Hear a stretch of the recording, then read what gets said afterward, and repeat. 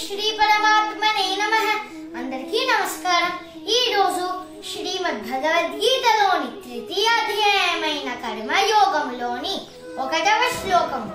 అర్జున ఉవాచ జ్యాయసి చేత్ కర్మణస్తే మతా బుద్ధిర్జనార్దన తత్కిం కర్మణి ఘోరే మాం నియోజయసి కేశవ.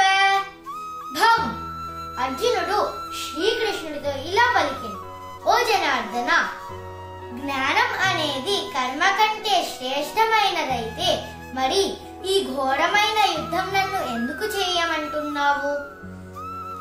2వ శ్లోకము. వ్యామిశ్రేణేవ వాక్యేన బుద్ధిం మోహయసీవ మే తదేకం వద నిశ్చిత్య యేన శ్రేయోహమాప్నుయాం. భావం, అర్జునుడు ఇంకా శ్రీకృష్ణుడితో ఇలా పలికింది, నీ అస్పష్టమైన ఉపదేశంతో నా బుద్ధి అయోమయంలో పడిపోయింది. దేని వలన అయితే నాకు అత్యుత్తమ శ్రేయస్సు కలుగుతుందో దయచేసి ఆ ఒక్క మార్గాన్ని నిశ్చయాత్మకంగా ఉపదేశించు. 3వ శ్లోకము. శ్రీ భగవానువాచ లోకేస్మిన్ ద్వివిధా నిష్ఠా పురా ప్రోక్తా మయా నఘ జ్ఞానయోగేన సాంఖ్యానాం కర్మయోగేన యోగినాం.